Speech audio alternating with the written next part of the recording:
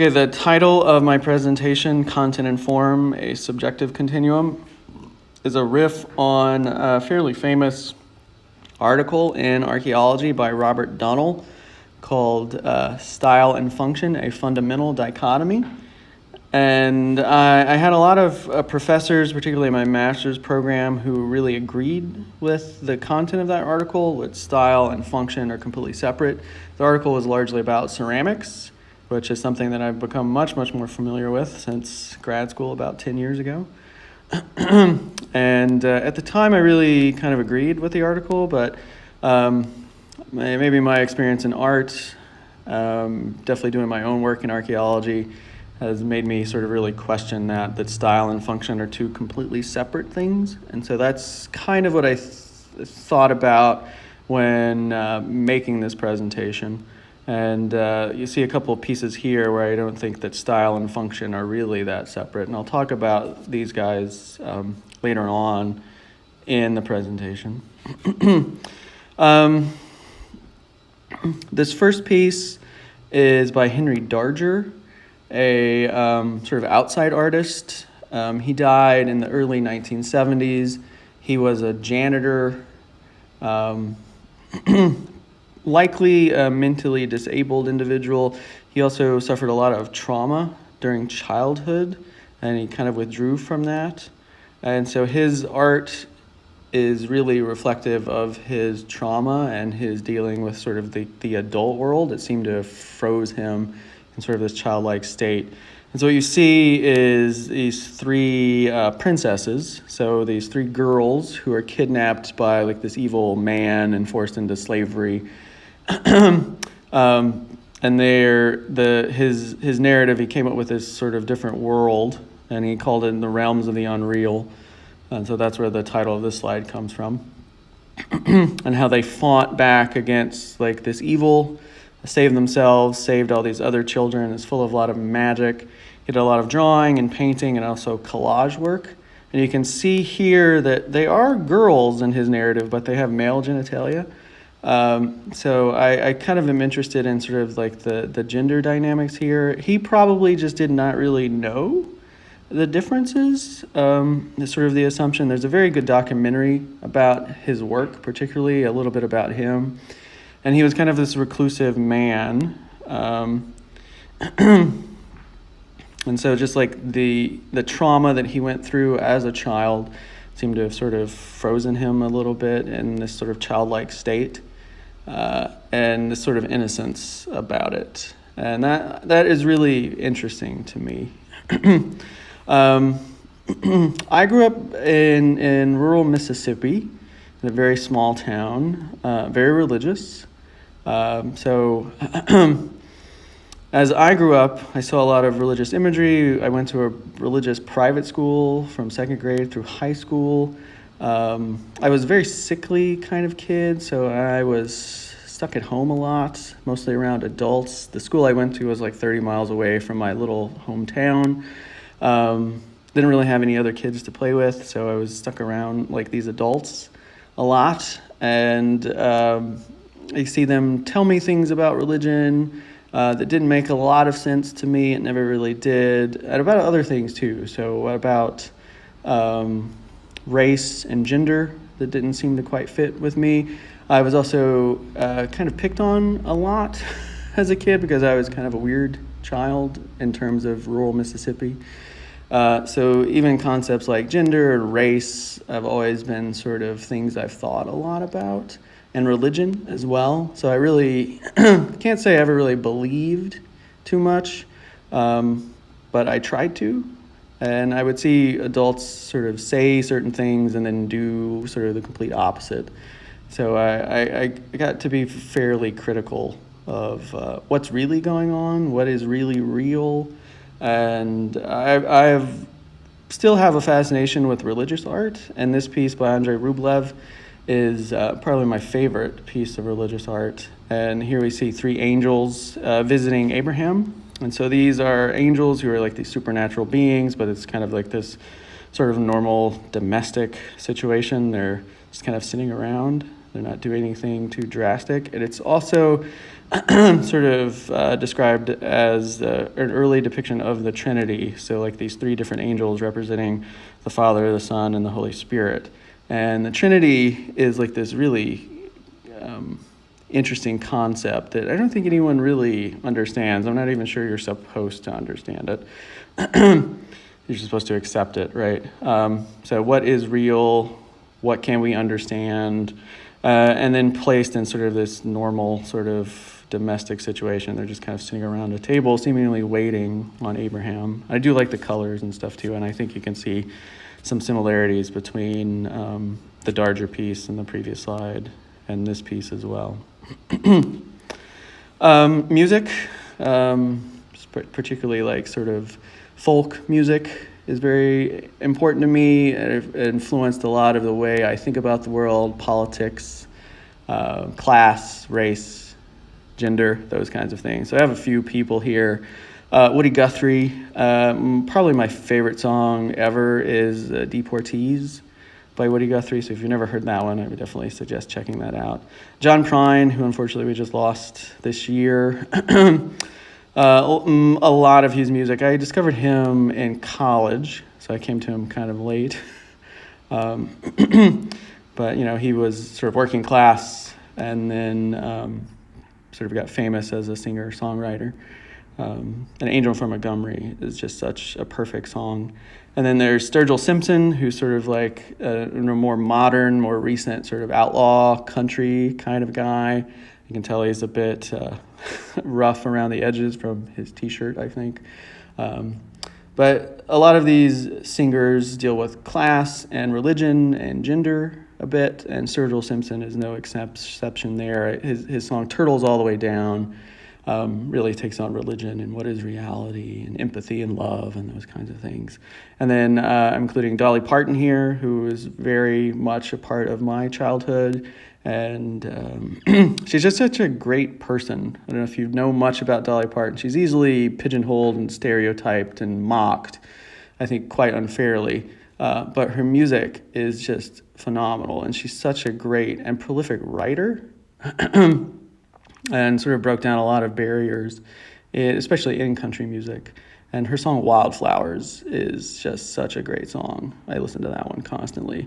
And lately, I've been listening to a lot of Nina Simone as well, especially the song Mississippi Goddamn, which I think sort of, that's just the title, sort of captures a lot about how I felt growing up in Mississippi.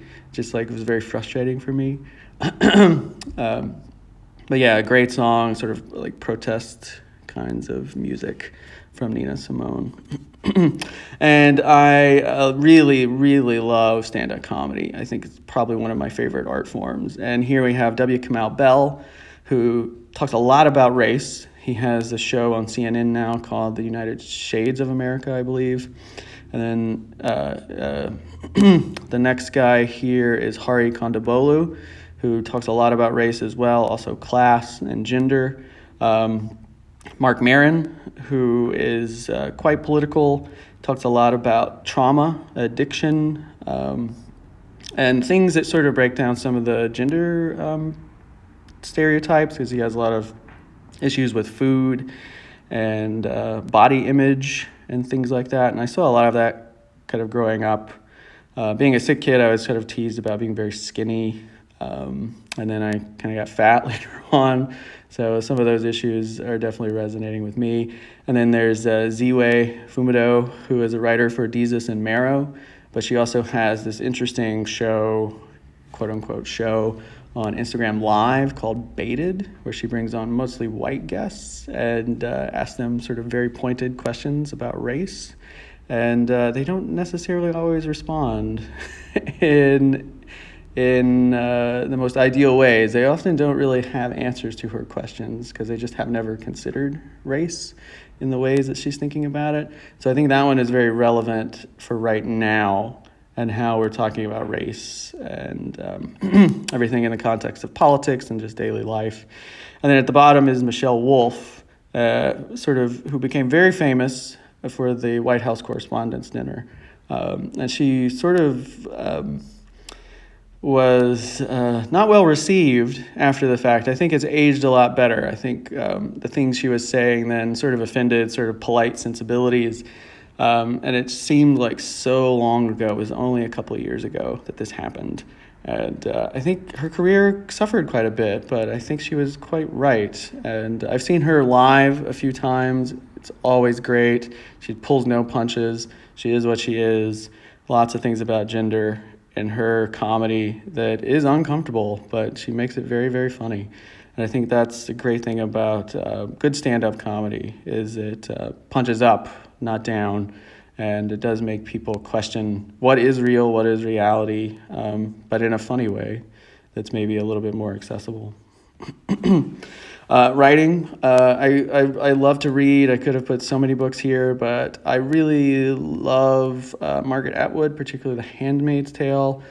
I haven't read the sequel yet. Looking forward to that, but sort of like what could happen, sort of like dystopian futures, and it feels like we are living in a dystopia now, and things that can go sideways pretty quickly. And so I really enjoy The Handmaid's Tale. It is kind of hopeful, but also kind of a warning. And then Octavia Butler, if you've never read Octavia Butler, an African-American author who has written many, many books, my favorite of which is Kindred, which is about a modern woman, I believe in the 80s when the book was written, who is connected to her ancestors, both her enslaved African American ancestors and her white slave-owning ancestors in the American South. And she travels back in time into the body of her African American ancestors and experiences life through that lens before coming back into her present day and then jumping back and forth. So it's a very interesting novel. I think it's one of the more accurate depictions in sort of like pop culture kind of realm about slavery and just the struggles and the dynamics of race and gender that happened in those times. So it can be quite a difficult read at times. There's some very vivid scenes in there, and I love it. I've read both of these books multiple times, and there's always something new to discover in them. Photography. So this is Edward Curtis, and I love his work because I'm an archaeologist who largely studies Native American artifacts, and I often feel very sort of disconnected from the people, sort of the humanity of it. Edward Curtis was out and around, sort of, he was a white man, and colonialism and a lot of the negative things that happened with settlers and pioneers, quote unquote, had already occurred, but he captured a lot of Native American imagery and cultures that were still sort of kind of in their typical state. And this is probably my favorite image of his, is these young Hopi maidens looking out over a gathering from up above on this wall. I love this image. And then other photographs that really speak to me,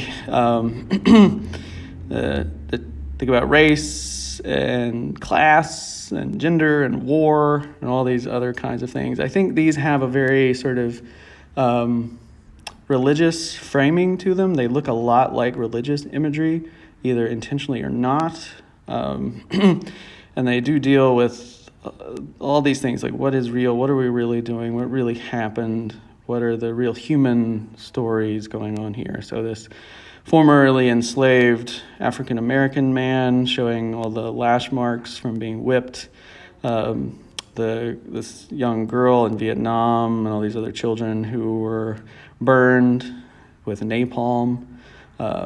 We've all seen these images, I'm sure. The sort of very concerned, worried mother during the Great Depression and her children around her.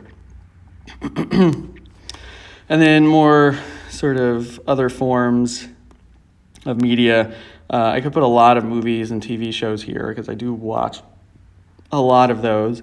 I think the two that I've been thinking about the most lately My favorite film is Soy Cuba, I Am Cuba, which was this Soviet propaganda film made about the Cuban Revolution in the 60s. It was not popular in Cuba. They did not like it because it's sort of this outsider perspective, so it kind of disappeared. Some copies of it were discovered in New York in the early 80s, I believe, and put on like the sort of like the circuit for people to watch, film festival circuit. And it was very influential on individuals like Martin Scorsese, Paul Thomas Anderson, some very influential directors. And there's things in it that you wouldn't expect, like sex workers. It's very critical of capitalism. There's a lot of stuff about race, Cuba being a little bit more racially diverse than we might think. A lot of Afro-Cubans, class, gender. There's a lot of it in there, and it's just beautifully shot. I mean, it is a propaganda film, so you do have to take that with a grain of salt.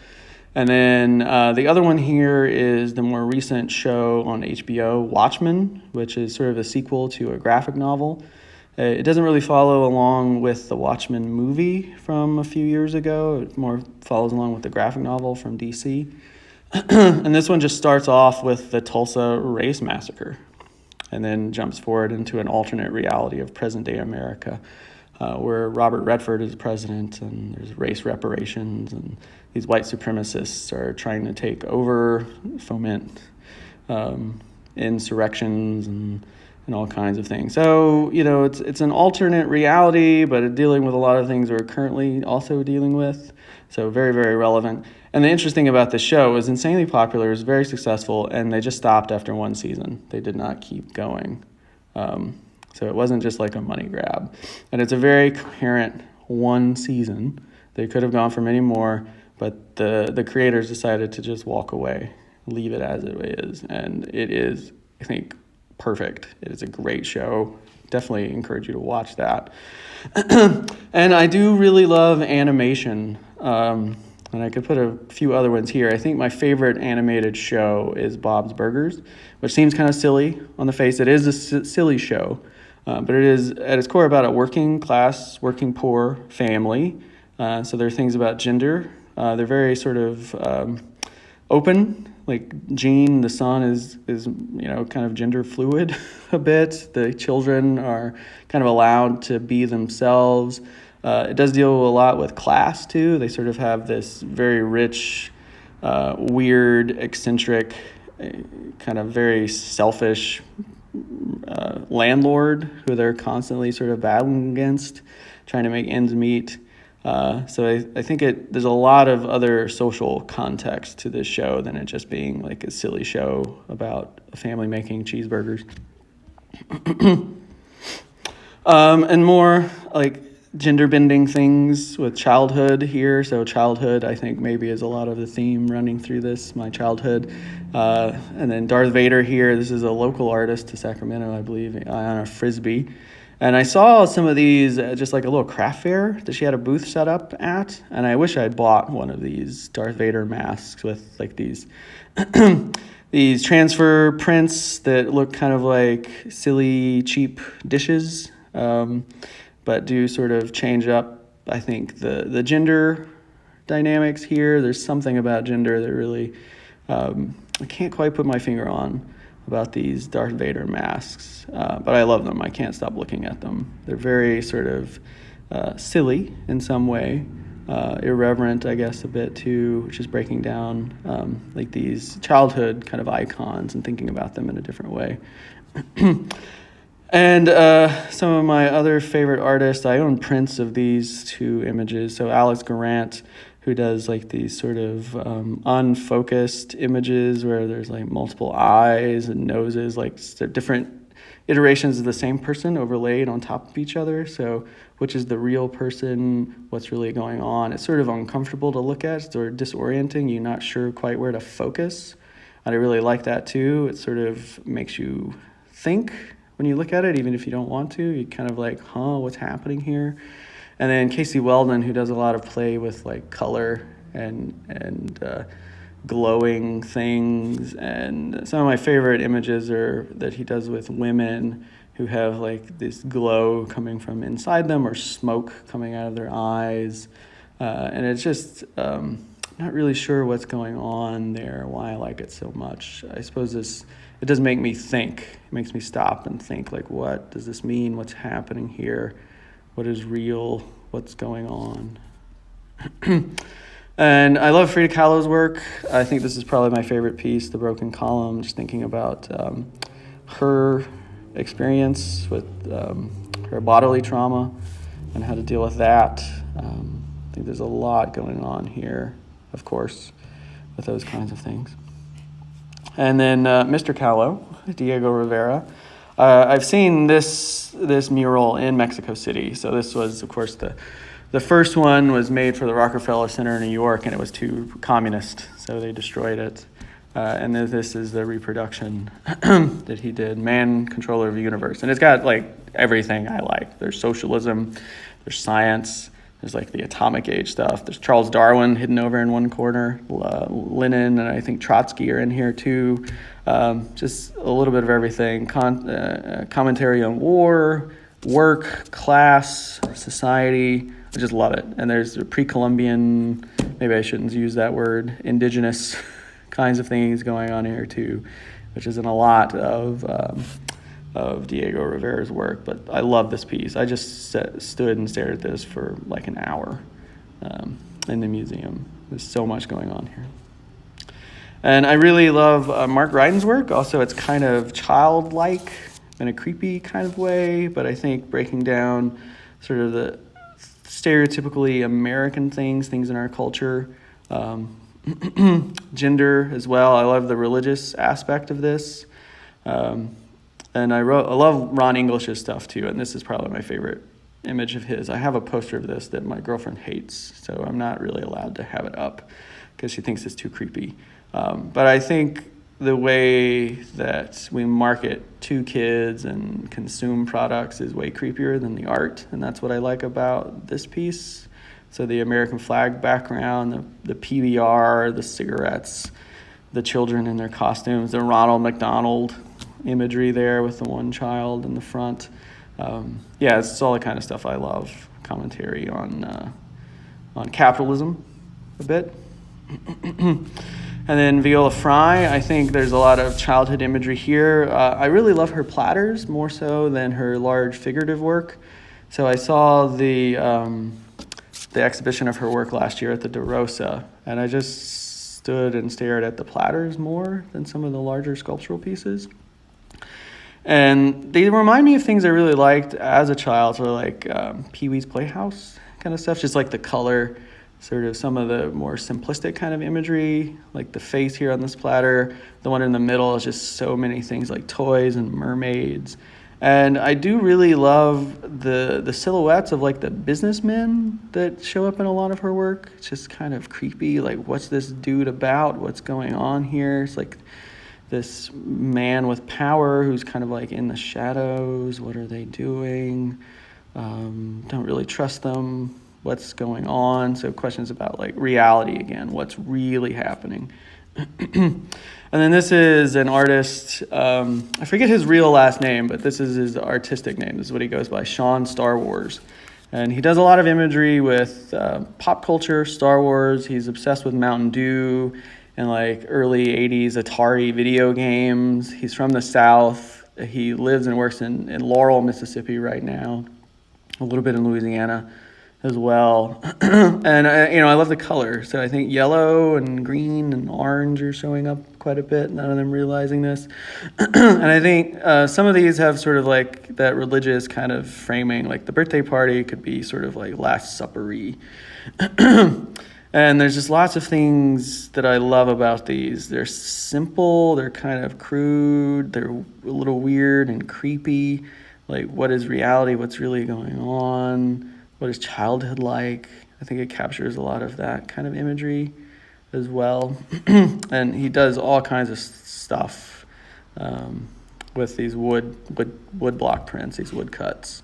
That are really, really fascinating to me. And I have a couple of his pieces. I have one of the Siamese twins, like the circus circus freak show guys, and a couple Star Wars themed ones, and rattlesnakes and all kinds of alligators and things like that. And hot dogs show up a lot in his work too, and often they're sort of gendered hot dogs with breasts and things that are very, very interesting and odd.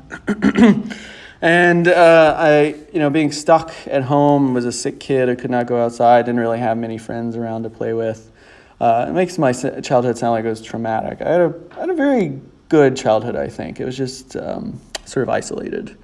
And I spent a lot of time in my own kind of fantasy world. A lot of that was with comic books, but also TV and films as well. I read a lot, mostly comic books. And my favorite comic book character is the Silver Surfer, who's like this individual who sacrifices himself to save his planet, his culture. He then loses his memory, and then he comes back to him later, and he goes around trying to find where he's from to reunite with his long-lost love and all these things. And he's out there helping people and fostering peace and prosperity and things where he goes. And the original art for the Silver Surfer was done by Jack Kirby, who is a very important comic artist of the era. Did a lot of the original Marvel stuff with Stan Lee. Stan Lee was more the writer. I know that some of my morals and ethics come from things like the Silver Surfer. And then the French comic artist, graphic artist, Moebius, who did some Silver Surfer stuff. So that's how I sort of came to know Moebius, was through his Silver Surfer things in the 90s. And sort of this otherworldly kinds of things, what's going on, what is reality, what's possible, sort of these pop arts, science fiction-y kinds of things. I think a lot about otherness, and there's a lot of that in comic books and science fiction.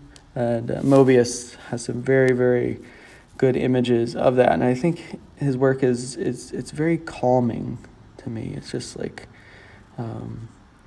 it's odd in a way, but it's also sort of meditative. And you might not think of these guys as artists, but I think any great scientist has to be very creative and to see the connections about how things are connected, how things work, to understand something essential about reality. You have to strip away all of the noise a bit to get down to what is really real in some sort of fundamental materialistic sense. And so what has been very influential on me is the theory of evolution that not only connects all people, but all life.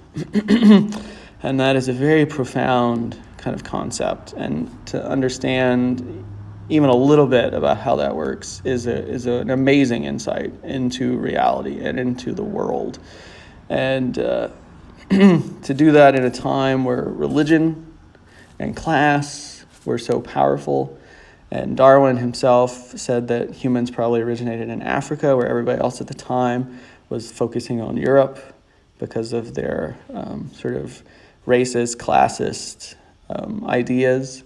And I do want to give a little shout out to Alfred Wallace, who also came up with a very similar idea at the same time as Darwin. So they're both sort of came up with the idea of what we think of as evolutionary theory today, sort of Darwinian evolution. Oh, I have a notification showing up.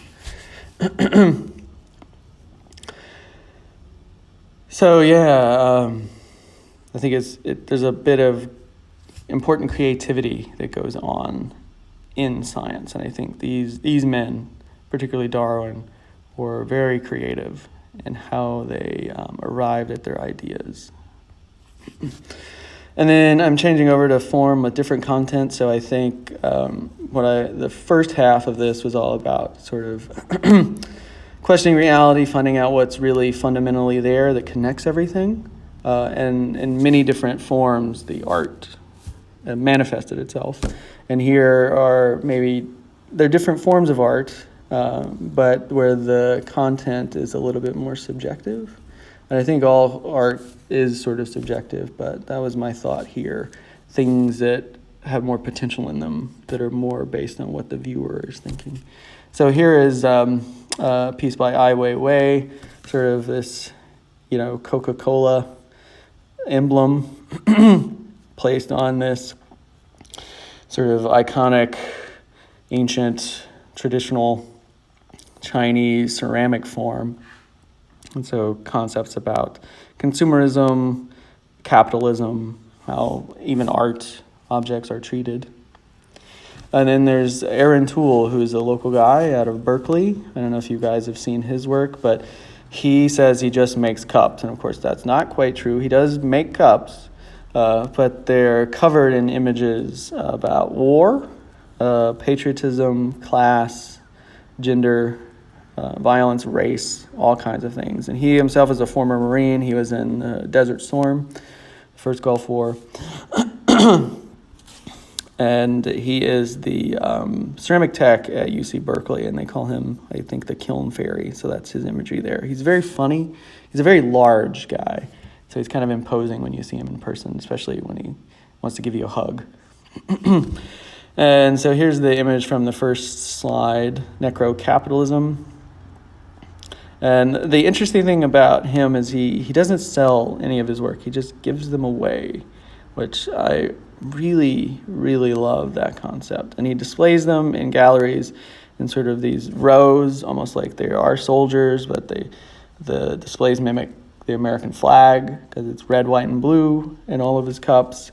And he uses silk screening and molds to press in all these different kinds of images onto his cups. So there's things about capitalism and war and death and sort of like American empire. And there are even things about gender and race in these cups too, and they're just phenomenal. You can see sort of the Venus of Willendorf kind of sneaking out there next to that Necro-Capitalism cup. And I am myself really fascinated with tea bowls and teaware. I make a lot of tea bowls, and I'm always trying to like refine my form. And some of my favorite artists who make tea bowls are Goro Suzuki, Shiro Sugimura, and Lucy Rhee. And I'm not quite sure what it is about these forms. I suppose the form itself is sort of meditative in how it is used.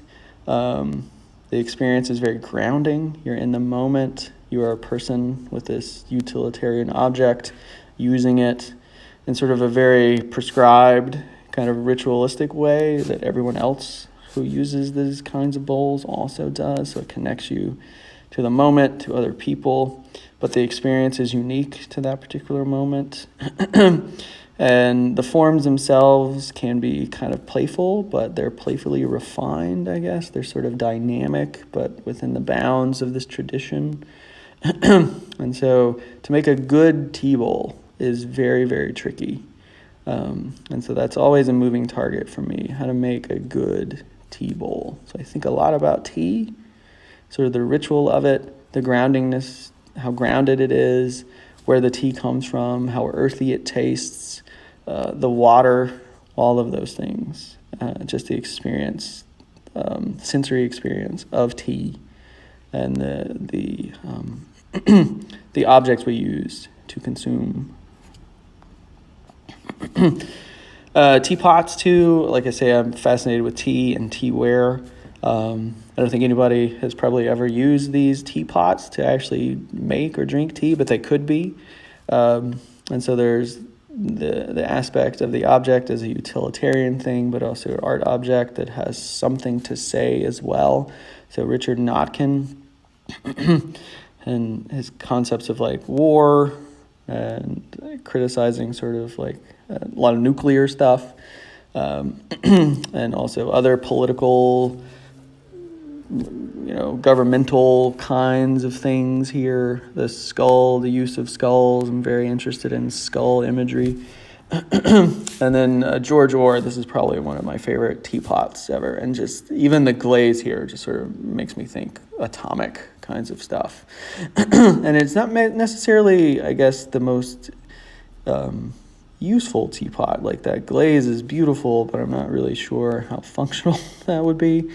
I suppose it's probably fine, but just the eccentricity, the playfulness, the experimentation of the form and how that stuff works, the ease at which he, I think, worked with clay, the knowledge he has with it. That's both evident in both of these forms. Just familiarity with the medium. Indigenous art is a big thing for me as well, and I love rock art.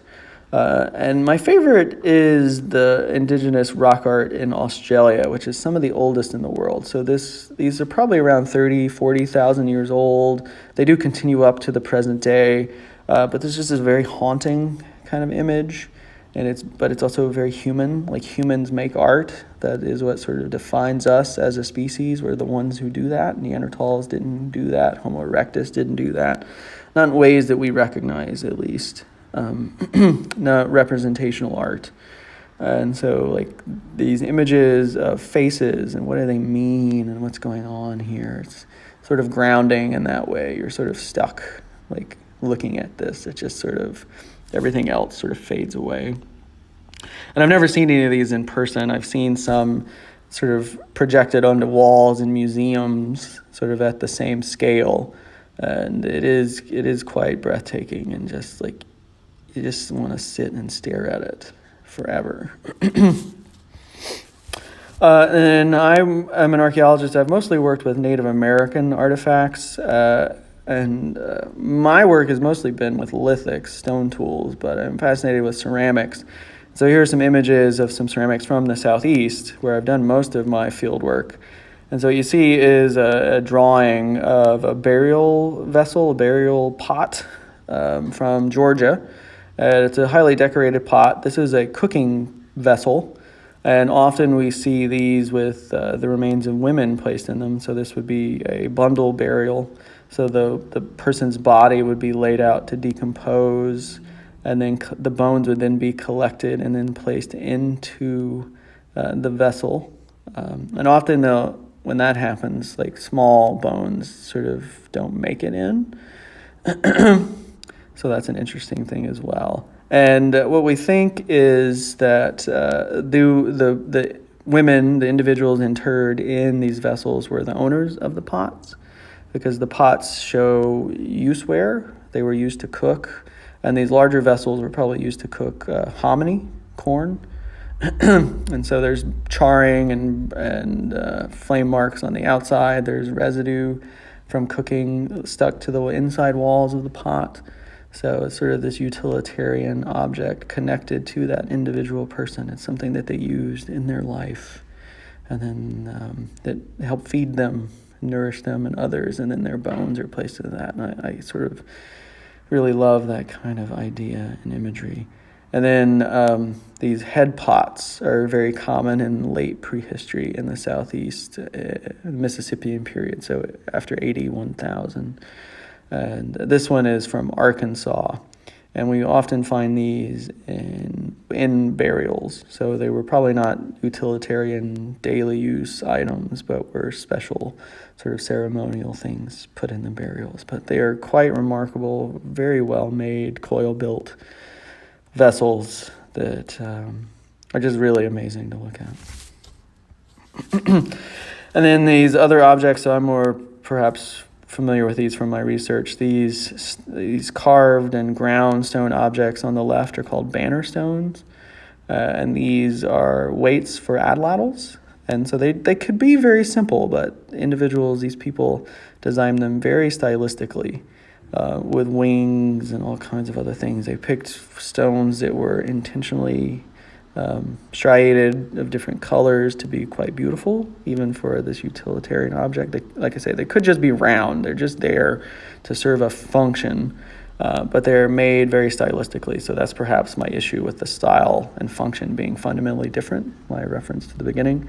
And then over here is a Benton point. That's what they're called. These are these large stone tools, probably knives. But they chose specific stones, or this gray-blue chert, to make them, and they're beautiful objects. And they're found in caches, so people would make them and store them to come back to use later, or perhaps interred with burials. So the bones are typically found with these. So the soil in which these are placed is probably too acidic to preserve the human remain. But you do find, when you find these objects, you usually find multiple of them buried together. So another sort of perhaps ritualistic kind of thing.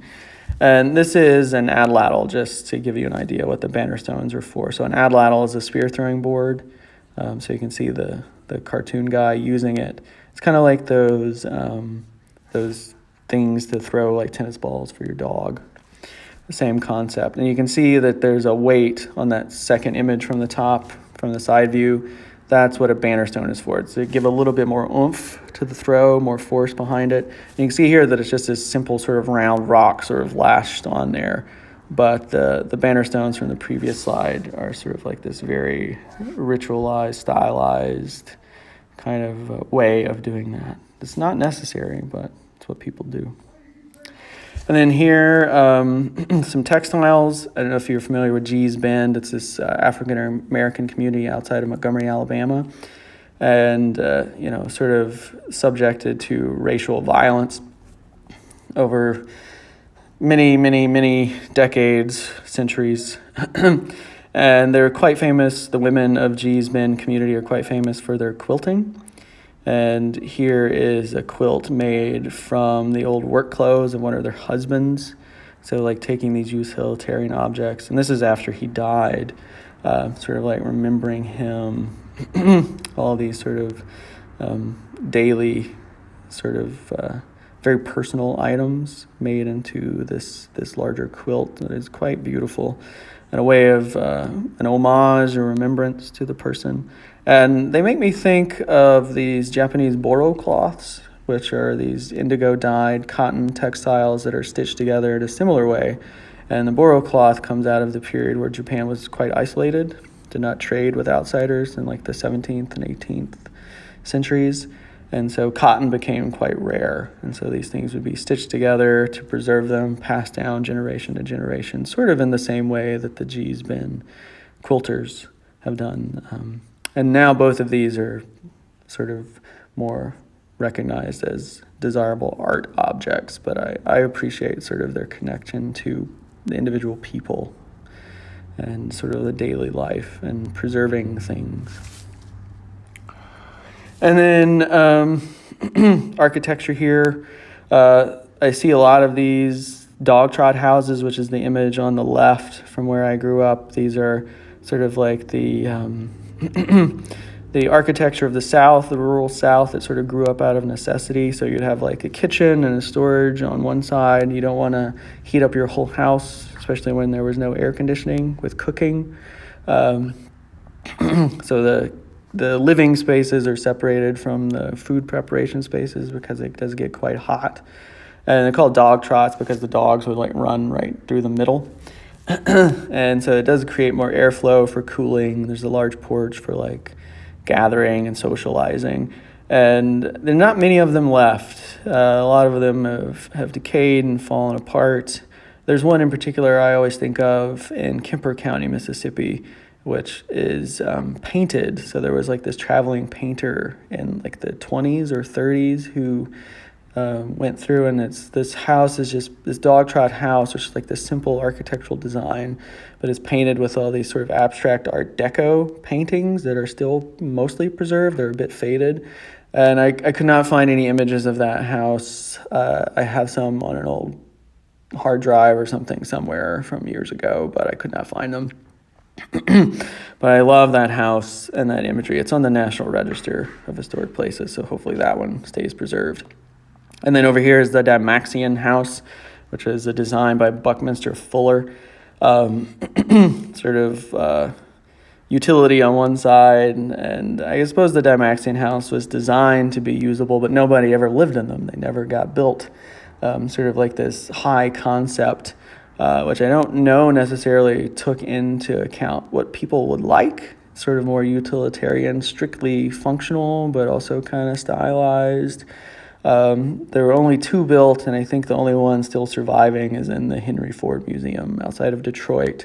So like this sort of futuristic concept about what life would be like and making housing more functional and accessible to people that just didn't work because it is kind of a silly looking house. I'm not sure that people would actually like living in that kind of place. So on the one hand, the dog trot house, which kind of grew up out of necessity and function, but has its own sort of style, and but grew up more organically, sort of bottom up. And I suppose that's a lot of what I like about some of these art forms I'm talking about. They're sort of like grounded. They come from the bottom up, not so much the top down. And this Dymaxion house was designed, I think I said, by Buckminster Fuller, who was this sort of like futurist, sort of like very intellectual kind of guy. And I just don't think that really caught on so much. He had some really good ideas about other things, but his design for the house was not very successful. So maybe more interesting in why it failed than anything. And so back to in the realms of the unreal, I think what I'm really interested in art that asks what is real, like really questions reality, subverts our assumptions about gender, race, class, what is real, our perceived reality, can often be sort of silly, irreverent, or uncomfortable to think about. And then art that is grounded in what is actually real. The daily necessities are humans are animals, and we have to have shelter and water and food, and sex, and all these kinds of things. And it connects to the moment, what's happening right now, drinking the tea, seeing this image, being a person in this space, living, and then our shared experiences, which I think are more realistic. Empathy, room for empathy and understanding. And I'm leaving the slideshow here with Ryan Singer, who is this Dene Navajo artist who is about my age. He's a little bit older than me, but I think we have a lot of the same sort of pop culture references. Lots of Star Wars here. So you have these traditional sort of Navajo settings, sort of imbued little snippets of pop culture here, mostly from Star Wars. He does other things too, like Mothra and He-Man and other sort of like 80s childhood pop culture things kind of show up, but lots and lots of Star Wars. So he's singing my tune, shall we say, right there. And I love the colors. So I think that's another thing that's showing up in the art I really drawn to is the sort of bright yellows and greens and oranges. But anyway, you should check out Ryan Singer if you haven't seen his stuff. It's very, very, very interesting.